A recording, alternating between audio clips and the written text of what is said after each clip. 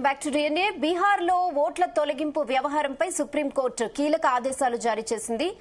తొలగించిన ఓటర్ల జాబితాలు జిల్లా ఎన్నికల అధికారులు వెబ్సైట్స్ లో ఉంచాలని స్పష్టమైన ఆదేశాలు జారీ చేసింది. ఒకవైపు కాంగ్రెస్ అగ్రనేత రాహుల్ ఓట్ల అవకతవకలపై పోరాడుతున్న వేళ సుప్రీంకోర్టు తీర్పు అయితే ఇప్పుడు సంచలనంగా మారింది. ఇదే విషయంపై ఎడిటర్ భరత్ అనాలిసిస్ చేద్దాం. భరత్. రెహానా, మనతో పాటు మెదక్ ఎంపీ రఘునందన్ రావు గారు ప్రస్తుతం ఫోన్ లైన్ లో సిద్ధంగా ఉన్నారు. రఘునందన్ రావు గారు, జీ తెలుగు న్యూస్ కోసం సమయం కేటాయించిన ధన్యవాదాలు. ఇవాళ మీ ప్రెస్ మీట్ ప్రధాన అంశం ఈవీఎంస్, ఎన్నికల ఓటర్ లిస్టుకు సంబంధించిన ఆదేశాలే ప్రధాన అంశంగా జరిగింది. చాలా ఇంట్రెస్టింగ్ గా ఉంది. సో ఏంటి మీ పాయింట్ ఏంటి? ఒకటి, ఓటర్ లిస్టుకు సంబంధించి ఇప్పుడు ఆయన డిస్క్రిపెన్సీస్ చాలా బయట పెట్టానని కర్ణాటక గురించి చెప్పారు. తర్వాత బీహార్లో కూడా ఇవాళ చచ్చిపోయిన ఓటర్లు ఎవరైతే ఎలక్షన్ కమిషన్ చనిపోయారు అని చెప్తున్న ఓటర్లతో నేను టీ తాగుతున్నా అని చెప్పి ఫోటోలు పోస్ట్ చేశారు. ఏమంటారు దాని మీద? బేసికల్ గా ఇష్యూ భరత్ గారు, సమాజం అంతా అర్థం చేసుకోవాల్సింది, ప్రజలంతా అర్థం చేసుకోవాల్సింది ఏంటంటే ఓటర్ లిస్ట్ లో అవకతవకలు ఉన్నాయని చెప్పే స్పెషల్ ఇంటెన్సివ్ రివిజన్ పేరిట ఎస్ఐఆర్ చేయాలని, దేశం మొత్తం మీద ఉన్నటువంటి ఓటర్ లిస్టులని ప్రక్షాళన చేయాలని భారత ప్రభుత్వం ఒక నిర్ణయం తీసుకుంది. దాంట్లో భాగంగా ఇప్పుడు త్వరలో ఎన్నికలు జరగబోతున్నటువంటి బీహార్ గాని, వెస్ట్ బెంగాల్ గాని, ఆ తర్వాత దేశమంతా సర్ పేరిట స్పెషల్ ఇంటెన్సివ్ రివిజన్ పేరిట ఓటర్ లిస్టులను తనిఖీలు చేయాలనే కార్యక్రమాన్ని ఎన్నికల సంఘం అనేటువంటి ఒక స్వతంత్ర సంస్థ మొదలుపెట్టింది. దానికి భారతీయ జనతా పార్టీకి, ఎన్డీఏ ప్రభుత్వానికి సంబంధం లేదు. అటానమస్ బాడీ అని చెప్తాం మనం. అటానమస్ బాడీ అయినటువంటి ఎలక్షన్ కమిషన్ ఒక పనిని మొదలు పెట్టినప్పుడు బాధ్యత గల లీడర్ ఆఫ్ అపోజిషన్ ఏం చేయాలి? ఎక్కడైనా పొరపాట్లు ఉన్నాయని భావిస్తే రాతపూర్వకమైనటువంటి కంప్లైంట్లు నియమని ఎలక్షన్ కమిషన్ అడుగుతుంది. కర్ణాటకలో వారు చేసినటువంటి కంప్లైంట్ తర్వాత మరుసటి రోజు వారి కర్ణాటక కాంగ్రెస్ ప్రభుత్వంలో ఉన్నటువంటి ఒక కేబినెట్ మంత్రి రాహుల్ గాంధీ గారి స్టాండ్ కరెక్ట్ కాదని చెప్పి ఉన్నదిన్నట్టు మాట్లాడితే ఆయన చేత బలవంతంగా రాజీనామా చేపించేసినటువంటి కార్యక్రమాన్ని మనం చూసినాం. ఇలా వారి చర్చ ఎటువైపు నుంచి ఎటువైపు తీసుకుపోతున్నారు రాహుల్ గాంధీ గారు, మీరు ఒకసారి ఆలోచించాలి. ఈవీఎంలలో ఓట్లు చోరీ, ఈవీఎంలు ట్యాంపరింగ్ చేస్తారంటాడు, ఓట్లు చోరీ చేస్తారు అంటాడు. మీకు ప్రజాస్వామ్యంలో డాక్టర్ బిఆర్ అంబేద్కర్ రాసిన రాజ్యాంగం మీద దేని మీద మీకు విశ్వాసం లేదు? సుప్రీంకోర్టు మీద విశ్వాసం లేదు, ఎలక్షన్ కమిషన్ మీద విశ్వాసం లేదు. ఆఖరికి మొన్న ఒక ప్రెస్ మీట్ లో ఏమంటున్నారో మీరు చూసిరు కదా భరత్ గారు. Unfortunately I became the MP of this country అంటున్నాడు. అంటే ఓటు వేసిన రాయబలేరి ఓటర్లను కూడా అవమానపరుస్తున్నాడు ఆయన. అన్ఫార్చునేట్లీ ఎంపీ అవుడైంది, 5 సార్లు ఎంపీ అయినాక ఇవాళ అన్ఫార్చునేట్ అయింది. రాయబలేరి ప్రజలు ఒకసారి ఆలోచించుకోవాలి. ఇంకొక మాట కూడా దేశ ప్రజల ముందు ఉంచాలి భరత్ గారు. 1989లో గౌరవనీయులు స్వర్గీయ అప్పటి ప్రధాని రాజీవ్ గాంధీ గారికి బ్యాలెట్ పేపర్ల మీద నమ్మిక లేదు, రిగ్గింగ్ అవుతుంది, ఇంత పెద్ద దేశంలో బ్యాలెట్ పేపర్లు వద్దని చెప్పి 20వ శతాబ్దంలోకి నా దేశాన్ని తీసుకుపోతున్నా అని ఈవీఎంలు తెచ్చిండు. రాజీవ్ గాంధీ గారు ఈవీఎంలని 1989లో ఇంట్రడ్యూస్ చేసిరు ఈ దేశంలో.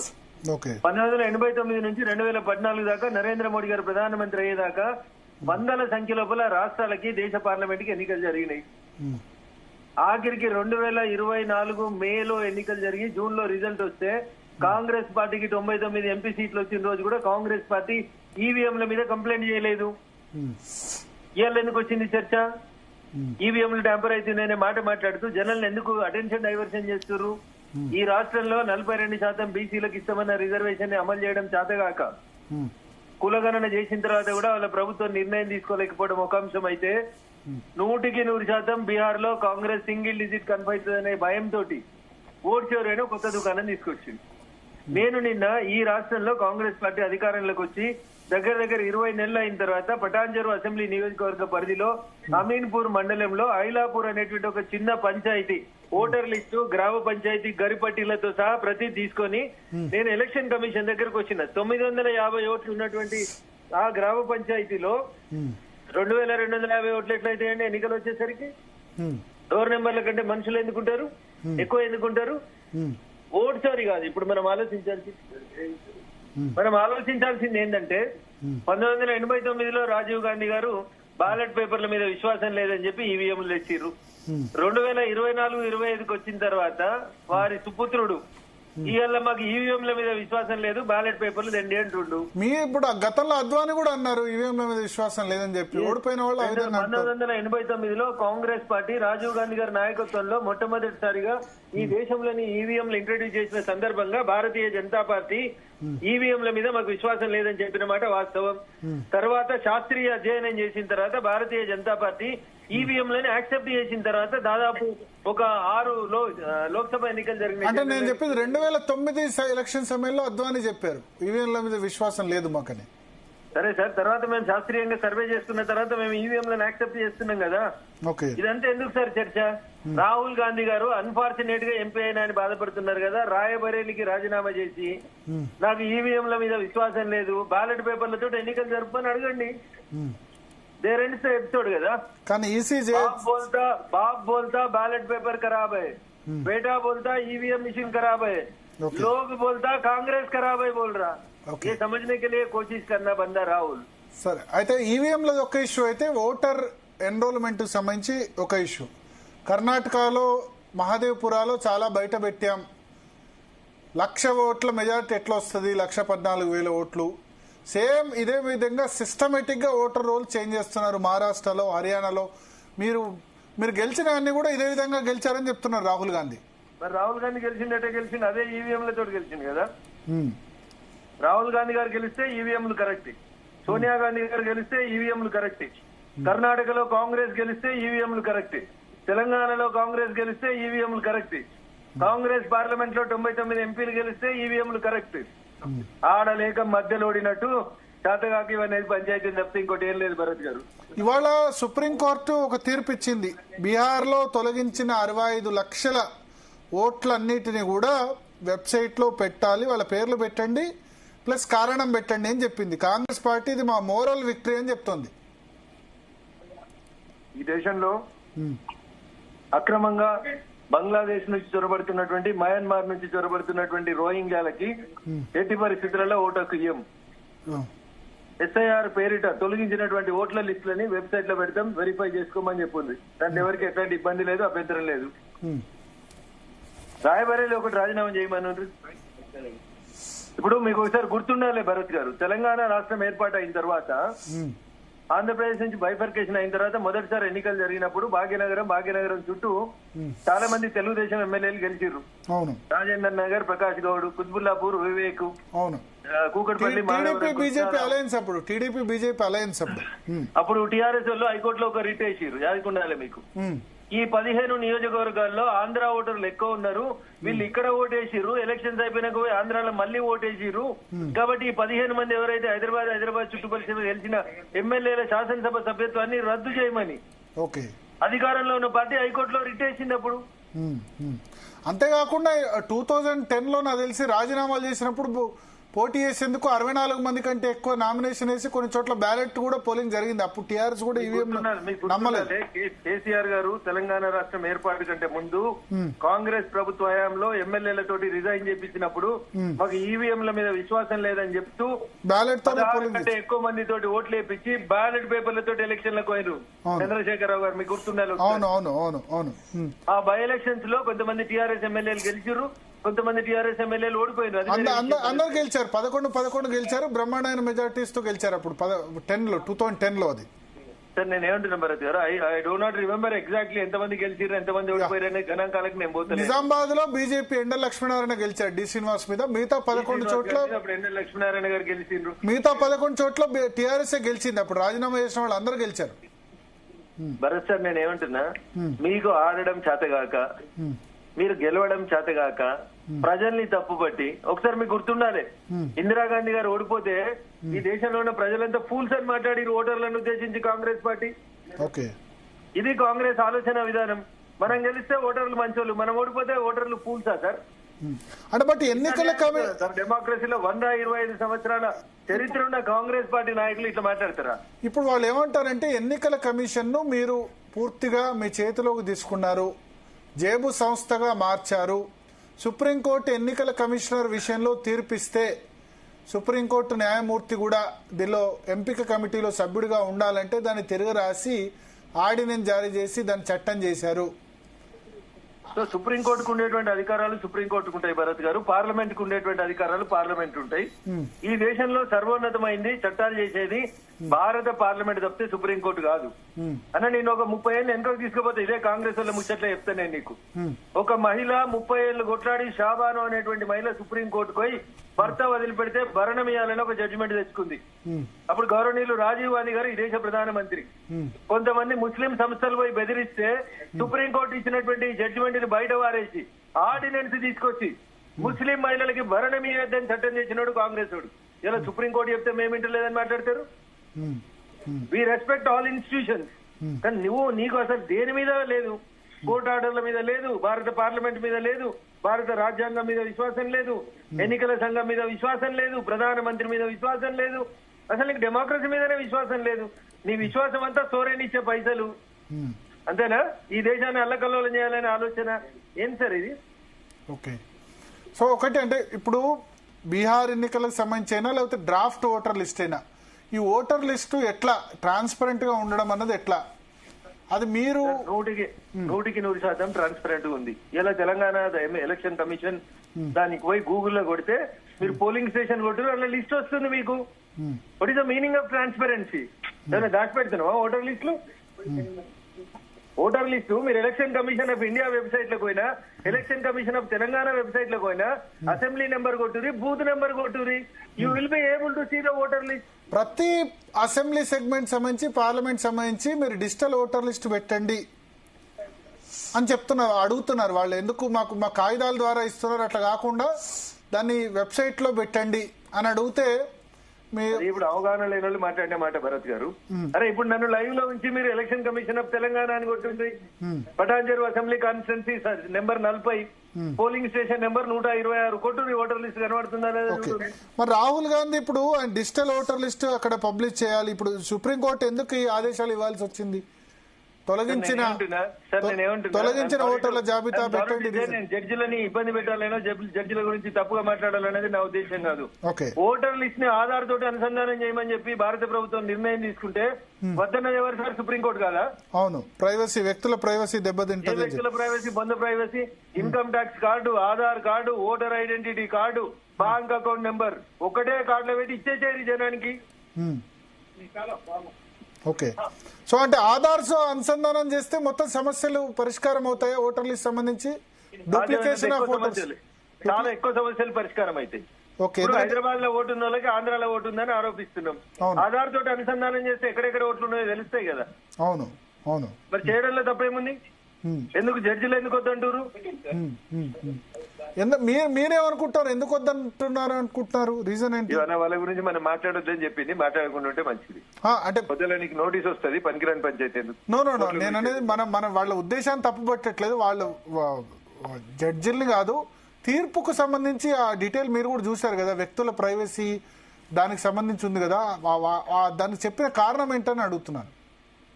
దాని గురించి నేను చర్చించదలుచుకోలేదు భరత్ గారు. I have my own rigid opinions against the judiciary. I don't want to discuss. Okay, ఎందుకంటే మీరు పేరున్న అడ్వకేట్ కాబట్టి మీరు చెప్తే దాని సాంక్టిటీ ఉంది కాబట్టి అడిగాను. సో తర్వాత ఒకటి, ఇవాళ బీహార్లో వాళ్ళ మోరల్ విక్టరీ అని చెప్తున్నారు, అన్ని 65 లక్షల పేర్లు పెడితే. ఎవరి విక్టరీ ఇది? ఇవాళ సుప్రీంకోర్టు ఇచ్చింది. మీ పార్టీ అధ్యక్షుడు జేపీ నడ్డా చెప్పారు, ఇది మోరల్ విక్టరీ ఎట్లా అవుతుంది, ఆధార్ని ప్రూఫ్ గా చూపొద్దని సుప్రీంకోర్టు చెప్పింది, మా విక్టరీ అని జేపీ నడ్డా అంటున్నారు.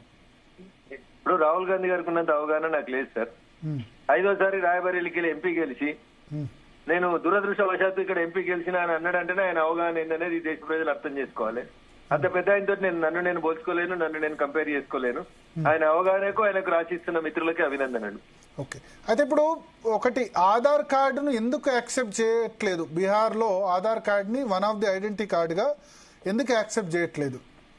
అక్కడ ఉన్న సమస్య ఏంటంటే, బీహార్ కు ఉన్న సమస్య, కిషన్ గంజ్ లో హిందువులు 70 మంది ఉంటే ముస్లింలు 30 మంది ఉన్నారు సార్ 10 సంవత్సరాల క్రితం. అవును, ఇవాళ కిషన్ గంజ్ పోతే ముస్లింస్ 75, హిందువులు 35. భూమి అవ్వకపోతే కోచ్ పారేసి, ఇంట్లోకి పోయి కోచ్ పారేసి భూమి జిహాద్ జరుగుతుంది కిషన్ గంజ్ అనేటువంటి జిల్లాలో. జిన్నారంలో మేము మదర్సాకు పోయి గొడవ చేస్తే 70 మంది పిల్లలు కిషన్ గంజ్ అని చెప్తారు. మీ అమ్మ నాన్న ఊరు పేరు చెప్పడం కిషన్ గంజ్ అంటాడు. అంటే వాడు బీహార్కి వెళ్ళి వచ్చింది కాదు, వాడు ఒరిజినల్ గా వచ్చింది బంగ్లాదేశ్కి వెళ్ళి అర్థం చేసుకోవాలి. ఏంది సార్ నాకు అర్థం కాదు. ప్రజల కొరకు ప్రజల చేత ప్రజలు ఎన్నుకున్న ప్రధానమంత్రి ప్రభుత్వం పార్లమెంట్ మెయిన్ నిర్ణయం తీసుకుంటే మమ్మల్ని ప్రశ్నించే హక్కు మీకెక్కడి సార్? ఓకే ఓకే ఏమడుగుతున్నారు? సో అందుకని వాళ్ళందరికీ ఆధార్ కార్డ్స్ వచ్చాయి అక్కడ. వెస్ట్ బెంగాల్ వాడు అందరికి ఆధార్ కార్డు ఇస్తున్నారు. 450 కిలోమీటర్ల బార్డర్ ఉంది ఇండియాకి బంగ్లాదేశ్ కి మధ్యలో. అందులో 452 కిలోమీటర్లు కేవలం వెస్ట్ బెంగాల్ లోనే ఉంది. భారత ప్రభుత్వం నరేంద్ర మోడీ గారి నాయకత్వంలో మధ్యలో గోడ కడదామని ఒక తీర్పు ఇచ్చి ఒక తీర్మానం చేసి కన్సల్టెన్సీ కంపెనీని పంపిస్తే వెస్ట్ బెంగాల్ భూమిలో గోడ కట్టే అధికారం నీకు లేదు, ఇది రాష్ట్ర ప్రభుత్వ భూమి అని చెప్పి రిటర్న్ పంపింది. Okay okay.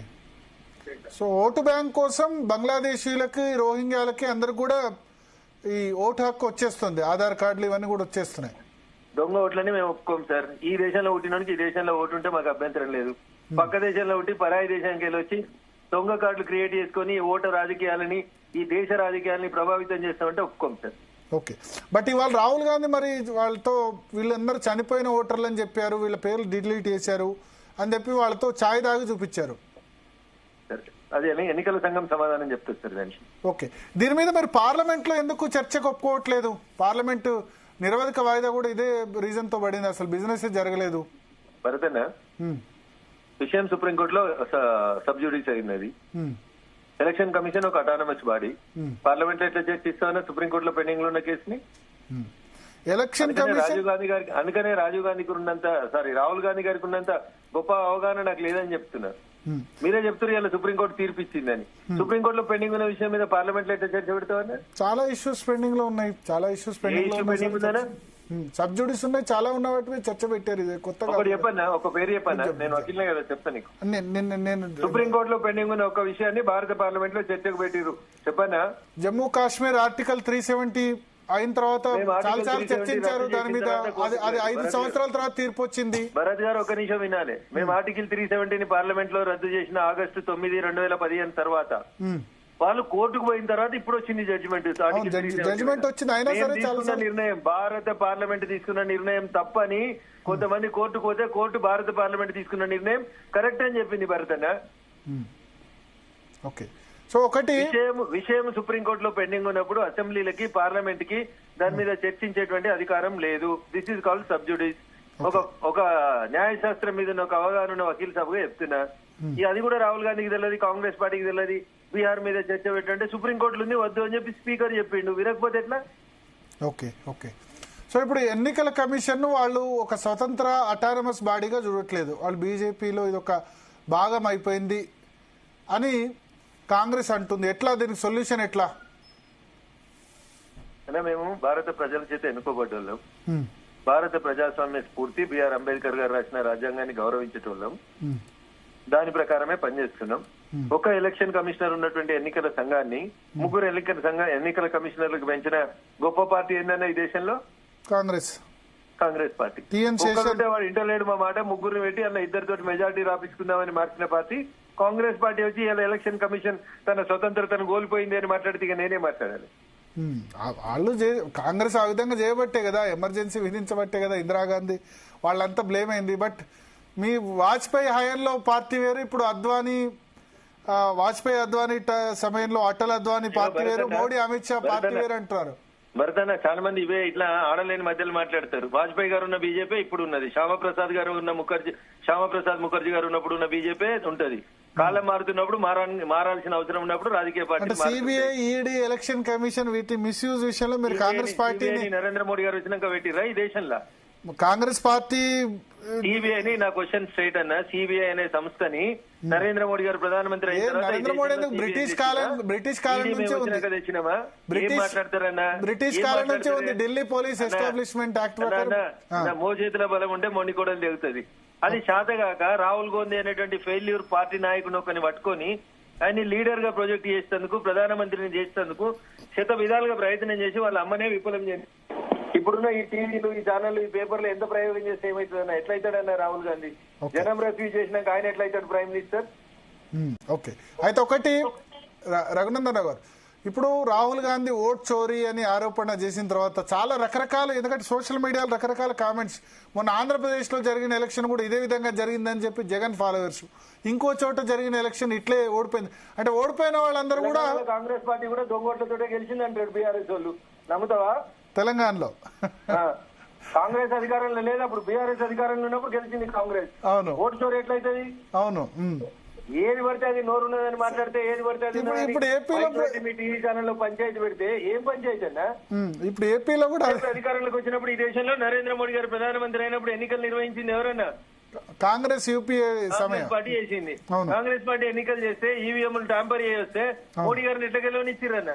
44 వచ్చాయి, కాంగ్రెస్ 44 వచ్చాయి, సెకండ్ టైం 51 వచ్చాయి. అవును, అవునే. ఇప్పుడు చంద్రశేఖర్ గారు 10 సంవత్సరాలు ముఖ్యమంత్రిగా ఉన్నారు. అవును, 2 సార్లు ఈవీఎంలతోటే గెలిచిండ్రు, 3ఓసారి ఈవీఎంలతోటే ఓడిపోయినరు. ఇలా ఓడిపోయినాం కాబట్టి కాంగ్రెస్ దొంగోట్లతో గెలిచిందని అంటే న్యాయం అవుతుందా అన్న? అవును. ఓడిపోయిన తర్వాత ఓడిపోయినాం, ప్రజలు ఇచ్చిన తీర్పును గౌరవించాలి, మళ్ళీ ఎన్నికలలో గెలిచేందుకు ప్రయత్నం చేయాలి. రాహుల్ గాంధీ గారు 3 సార్లు గెలిచినందుకు ప్రధానమంత్రి అభ్యర్థిగా పోటీ పడ్డాడు. 14లో ఓడిపోయిండు, 19లో ఓడిపోయిండు, 24లో ఓడిపోయిండు. ముసలోడు కాదు, 54 ఏళ్ళు ఉన్నాయి, ఇంకా కొట్లాడమని, ఇంకో 5 సార్లు కొట్లాడమను, ప్రజల అవకాశం ఇస్తే ప్రధానమంత్రికి అమ్మను. ఎందుకంత టెన్షన్? దానికి ఎన్నికల సంఘాన్ని తిట్టుడు, సుప్రీంకోర్టుని తిట్టుడు, ప్రధానమంత్రిని తిట్టుడు, ఇది దేనికి మంచిగా అవుతుందన్న? ఈ చర్చలు దేనికి మంచిగా అవుతాయన్నా? సోషల్ మీడియాలో ఎవరి ఫోన్ మన చేతులు ఉందో వాడు నోటికి వచ్చిన బూతులు పెడితే దానికి నేనేం సమాధానం చెప్తాను? అంటే ఓడిపోయిన వాళ్ళు ఆ విధంగా పెడుతున్నారు, గెలిచిన వాళ్ళు సపోర్ట్ చేస్తున్నారు. మొత్తానికి ఎలక్షన్ సిస్టమ్ అంటేనే ఏదో ఒక విధంగా అనుమానించే విధంగా జరుగుతుంది. నేను ఏం చెప్పదలుచుకున్నా, ఈ దేశంలో ఈవీఎంలు తప్పుకున్నాయి, పనిచేస్తలేవు అని మొత్తం అన్ని రాష్ట్రాల ముఖ్యమంత్రులు, అందరు ఎమ్మెల్యేలు తీర్మానం చేసి మాకు మళ్ళా బ్యాలెట్ పేపర్లతోటి ఓటు పెట్టమంటే మనం ప్రజాస్వామ్యం, అంబేద్కర్ గారు రాసిన ప్రజాస్వామ్యాన్ని ఫాలో అవుతాం. ఈ దేశంలో మెజారిటీ ఇలా 50 ఓట్లు వచ్చినోడు ఓడిపోతాడు, 51 ఓట్లు వచ్చినోడు గెలుస్తాడు. మెజారిటీ రాష్ట్రాలని ఒక తీర్మానం చేయమని ఉంది. మాకు ఈవీఎంల మీద విశ్వాసం లేదు, మళ్ళా బ్యాలెట్ పేపర్లతో ఎలక్షన్లు పెట్టమని ఉంది. బువ్వ ఉడికిందా చూడాలంటే ఒక 2 మెతుకులు చూస్తుందన్న. రాయబరీలే పెడతాం, ఇప్పుడు మేము రెడీగా ఉన్నాం బ్యాలెట్ పేపర్లతో పెట్టేందుకు. రాహుల్ గాంధీ రాజీనామా చేసి ఎలక్షన్లకు రమ్మని ఉంది. మళ్ళా గెలిస్తే దొంగోట్ల అసలోట్ల అప్పుడు చూద్దాం. అంటే పెట్టాల్సింది మీరు కాదు కదా, ఈసీ ఎట్లా? ఆయన రాజీనామా చేయమన్నారు అంటున్నా. ముందు ఆయన రాజీనామా చేసి ఆయన పార్లమెంట్ సభ్యత్వానికి గెలవడా? ఇప్పుడు రాహుల్ గాంధీ రాయబరేలీలో రాజీనామా చేస్తే మళ్ళీ గెలవడా? మొన్న గెలుస్తాడని ఎవరు అనుకోలేదు. ఇక్కడ రాయబరేలీలో, ఉత్తరప్రదేశ్ లో అన్ని రఘునందన్ రావు ఎంపీ బీజేపీ మాట్లాడమంటే రాయబరేలీలో రాజీనామా చేస్తే మళ్ళీ రాహుల్ గాంధీ పార్లమెంట్ కు రాడు. ఓకే, ఇప్పుడు ఏ పద్ధతిలో ఓట్లు అడిగినా రాడు, ఈవీఎంలతో అడిగినా రాడు, బ్యాలెట్ పేపర్ తోటి అడిగినా రాడు, ఏం చేసినా ఆయన మళ్ళీ పార్లమెంట్ కు రాడు. అప్పుడు ఎట్లా మరి వచ్చాడు? 37 సీట్లు ఎట్లా వచ్చాయి సమాజ్వాదీకి, కాంగ్రెస్ కి? అప్పటికి ఇప్పటికి చేంజ్ ఏం కనబడుతుంది మళ్ళా 1.5 year లో? ఈ ప్రజలకి కాంగ్రెస్ పార్టీ పట్ల విశ్వాసం సన్నగిల్లింది అన్న. అది మీరు అర్థం చేసుకోకుండా ఎంతసేపు నాకు అధికారం పోయింది కాబట్టి నేను అందరిని తిడతా అంటే ఎట్లయితుందన్న? అట్లా కాదు. ఈ దేశాన్ని 55 సంవత్సరాలు కేంద్రంలో పాలించిండ్రు, ఎన్ని అవకతవకలు చేసిరో అన్ని చేసిరు. ఓటు చోరీ అంటే నేను 100 చెప్తా మీకు. ఈ దేశానికి తొలి ప్రధాని ఎవరు కావాలి? సర్దార్ వల్లభాయ్ పటేల్ కావాలా, నెహ్రూ కావాలంటే సర్దార్ వల్లభాయ్ పటేల్ కు 12 ఓట్లు వస్తే జవహర్లాల్ నెహ్రూకి 1 ఓటు వచ్చింది. 1 ఓటు వచ్చిన ప్రధానమంత్రి చేసిరు, 12 ఓట్లు వచ్చిన ఉప ప్రధాని చేసిరు. ఓట్ల దొంగతనం గాఢ మొదలైంది. ఓటు చోరీ అనే ముచ్చట చెప్పాలంటే మొట్టమొదటి గీడికెళ్ళి చెప్పాలి. అందుకని తవ్వితే బోకపెంచలు వెళ్తే ఆయన మంచిగా ప్రశాంతంగా ఎన్నికలలో పోటీ చేయమని ఉంది, మహాగఠబంధన్ పెట్టుకోమని ఉంది. అవకాశం వస్తే ప్రజలు ఇస్తే, సహాయపడితే, ఓట్లు ఇస్తే ప్రజలు అధికారంలోకి తీసుకొస్తే వస్తారు, లేకపోతే ఎవరికి ఓట్లు వస్తే వాళ్ళు గెలుస్తారు. దాని గురించి ఎందుకన్నా ఒక గెలుపు, ఒక ఓటమి కోసం ఇంత దేశంలో ఓటు చోరీ అని ఒక చిల్లర పంచాయతీ పెట్టాల్సిన అవసరం అయితే లేదు. ఒక బాధ్యత అయితే ప్రతిపక్షానికి అనేది నా ఆలోచన. థ్యాంక్ యూ రఘునందన్ రావు గారు, జీ తెలుగు కోసం మీ సమయం కేటాయించినందుకు. సో మొత్తానికి రెహనా, ఇవాళ సుప్రీంకోర్టు అయితే ఒకటి చెప్పింది, ఆధార్ కార్డు మాత్రం యాక్సెప్టెన్స్ చెయ్యము మేము ఐడెంటిటీ ప్రూఫ్గా అన్నది విషయంలో దాని సుప్రీంకోర్టు దాన్ని ఓకే అంది. But at the same time 65 లక్షల మంది ఎవరైతే ఓటర్ల జాబితా నుంచి తీసేశారో, SIR sir special intensive revision, ఇంకో 2 నెలల ఎలక్షన్ జరగబోతుంది. ఈ 65 లక్షల మంది పేర్లు కూడా వెబ్సైట్లో పెట్టండి, రీజన్ కూడా పెట్టండి, ఎందుకు వాళ్ళ ఓట్లు తొలగించారు రీజన్ పెట్టమని చెప్పారు. ఒక విషయం వాస్తవం, బీహార్ డెమోగ్రఫిక్ మారింది. బీహార్లో కిషన్గంజ్ జిల్లా ఇది మీకు నేపాల్ బంగ్లాదేశ్ బార్డర్లో ఉంటుంది. అక్కడ చెప్పినట్టు దేశంలో హైయెస్ట్ మైనారిటీ పాపులేషన్ ఉన్న జిల్లా అది 71%. ఇప్పుడేమో 76% కూడా అయిందంటున్నారు. ఓకే. దాని ఏంటంటే బంగ్లాదేశ్ నుంచి చాలా మంది వలస వచ్చి అక్కడ బార్డర్ క్రాస్ చేసి వాళ్ళు అక్కడ నివాసం ఏర్పించుకొని డెమోగ్రఫీ చేంజ్ అవ్వడం వల్ల అక్కడ స్పెషల్ ఇంటెన్సివ్ రివిజన్ చాలా మంది ఆధార్ కార్డ్స్ కూడా తీసేసుకున్నారు. అందుకని ఆధార్ కార్డుని ఐడెంటిటీ ప్రూఫ్గా చూడట్లేదు. ఇప్పుడు ఏం చెప్పారంటే ఈ తీసేసిన వాళ్ళని ఎలక్షన్ కమిషన్ ఏం చేస్తుంటే మీరు మీ ఐడెంటిటీ ప్రూవ్ చేసుకోండి, అప్పుడు మేము ఇస్తాం. వాళ్ళు ఆధార్ కార్డు చూపిస్తున్నారు, బట్ ఆధార్ కార్డు అంది చేతిలో ఉంది. Aadhaar card proof of identity కాదని ముందే చెప్పారు కాబట్టి అని వాళ్ళ ఎగ్జాంపుల్. అసలు ఎస్ఐఆర్ ఉండొద్దు అన్నది అక్కడ ఉన్న మహాకూటమి అంటే ఆర్జేడీ కాంగ్రెస్ పార్టీ వీళ్ళందరిది. సింపుల్ రీజన్, ఎందుకంటే మైనారిటీ ఓట్స్ వెలుగుతే కనుక అక్కడ ఆర్జేడీకి కాంగ్రెస్కు ఓట్లు పడతాయి. మైనారిటీ ఓట్స్ ఎక్కువ ఉండాలన్నది వాళ్ళది. మైనారిటీ ఓట్స్ ఎక్కువైతే మేము ఓడిపోతాం అన్నది బీజేపీ జేడీయూ. Simple logic. దీన్ని బీహార్లో ఎందుకు అంత ఆ విధంగా జరుగుతుందంటే, అంత గొడవ జరుగుతుందంటే ఎన్ని మైనారిటీ ఓట్స్ ఎక్కువ ఉంటే అంత మాకు అడ్వాంటేజ్ అవుతుందని జేడీయూ కాదు ఆర్జేడీ కాంగ్రెస్ ఎంత తక్కువ ఉంటే అంత మేము గెలిచే అవకాశం ఉంది నితీష్ కుమార్ బీజేపీ. అదే లాజిక్తో ఇద్దరు కొట్లాడుతున్నారు. ఎస్ఐఆర్ అంటే అంతే. సేమ్ వెస్ట్ బెంగాల్లో కూడా అంతే. మమతా బెనర్జీ బంగ్లాదేశ్ బార్డర్లో ఉన్న వాళ్ళు చాలా మంది కూడా జరుగుతోంది. చాలా మంది వస్తున్నారు, వేరే దేశాల వాళ్ళు కూడా వచ్చి ఇక్కడ సిటిజన్షిప్ పొందుతున్న పరిస్థితి ఉంది. ఆధార్ కార్డ్స్ ఇవన్నీ కూడా అందరికి వచ్చేసాయి. రోహింగ్యాలకు కూడా మన దగ్గర వచ్చేసాయి. బట్ అక్కడ లాజిక్ ఏంటంటే మన దేశ పౌరులకి ఇక్కడ ఓటు హక్కు ఉండాలి, వేరే దేశ వాళ్ళకు ఉండొద్దు. మన దగ్గరే జనాభా ఎక్కువ ఉంది, 130-140 కోట్లు. సో వీసాల మీద వాటి మీద రావచ్చు, బట్ ఇక్కడ ఉండాలన్నది ఇట్ సైడ్ ఆర్గ్యుమెంట్. ఇది నెవర్ ఎండింగ్. బట్ ఒకటేంటంటే ఓడిపోయిన వాళ్ళు ఈవీఎంలో బ్లేమ్ చేస్తారు, గెలిచి కూడా ఈవీఎం తప్పని మాత్రం ఎవరన్నారు. అది మాత్రం నేను చెప్తాను. అంతే కదా. బీజేపీ వాళ్ళు కూడా అన్నారు 1989లో కాదు 2009లో అద్వానీ క్యాంపెయిన్ మేము ఈవీఎంలో ఎండ్ చేస్తాం. జీవీఎల్ నరసింహారావు పుస్తకం రాశాడు ఈవీఎంల ద్వారా ఓటింగ్ సంబంధించి. తర్వాత 2014 తర్వాత వాళ్ళకు ఈవీఎంలు నచ్చాయి. ఇప్పుడు కాంగ్రెస్ ఓడిపోయింది కాబట్టి ఈవీఎం. రాహుల్ గాంధీ నేను రాయ్బరేలీలో ఈవీఎంతో మరి ఈవీఎంలే గనక అంత మ్యాచ్ ఫిక్సింగ్ అవకాశం ఉంటే 400 సీట్లు తెచ్చుకునేది కదా బీజేపీ. ఆ ఈవీఎంలో మ్యాచ్ ఫిక్సింగ్ చేసుకునే వాళ్ళు ఉంటే ఎవరు డబ్బులు ఇస్తే వాళ్ళకి చేస్తారు కదా. అది ఈ పార్టీలు చేసుకోలేవా ఈవీఎంలు మేనేజ్? ఓడిపోయిన వాళ్ళు ఈవీఎంల మీద ఓటర్ లిస్టు మ్యానిపులేషన్కి అవకాశం ఉంది, నో డౌట్. కానీ మీ రాజకీయ పార్టీలు ఈ రాజకీయ పార్టీ కార్యకర్తలు ఏం చేస్తున్నారు ఓటర్ లిస్ట్ మ్యానిపులేషన్ కాకుండా?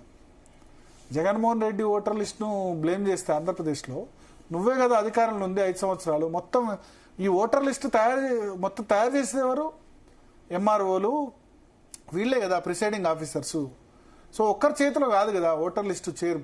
ఆ కార్యకర్తలు ఏం చేస్తున్నారు, ఆ బూత్ లెవెల్లో ఉన్నవాళ్ళు మీ బూత్లో కొత్త ఓటర్ చేరుతున్నా అంటే వీడు మా బూత్ కాదు, వీడి ఇక్కడ అసలు ఉండట్లేదు, ఇది ఫేక్ ఓటర్ అని బయట పెట్టాలి కదా.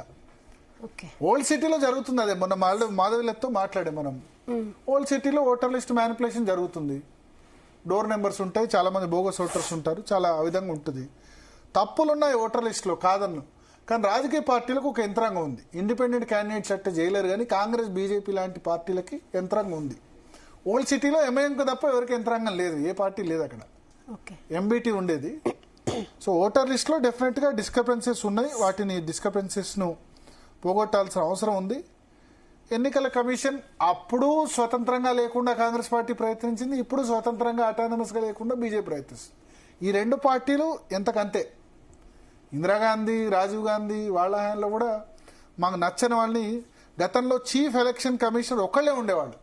టిఎన్ శేషన్ మొత్తం ఒక రాజకీయ నాయకులకు సింహ స్వప్నం, ఇప్పటికీ తలుచుకుంటారు టిఎన్ శేషన్ పేరు. ఎన్నికల్లో ఆ విధంగా కండక్ట్ చేశాడు, ఏ రాజకీయ పార్టీకి వినకుండా చేశాడు. అందుకని ఏం చేశారు, ఈయన ఒక్కడే అది చేస్తున్నాడని చెప్పి ఒక్కడే ఎలక్షన్ కమిషనర్ ఉండకూడదని చెప్పి 3 ఎలక్షన్ కమిషనర్ పెట్టింది కాంగ్రెస్ పార్టీ. సో ఇప్పుడు ఈ 3 ఎలక్షన్ కమిషన్లు పెడితే ముగ్గురు వాళ్ళ క్లోజ్ వాళ్ళని అపాయింట్ చేసుకుని ఆ విధంగా చేస్తున్నారు. అది వేరే సంగతి. సో అల్టిమేట్గా అటు వాళ్ళు ఇటు మారారు, ఇటు వాళ్ళు అటు మారారు. ఎవరు అధికారంలోకి వచ్చినా same misuse of power. Pulivendula, కడపలో ఏం జరుగుతుందో దేశంలో కూడా అదే జరుగుతుంది.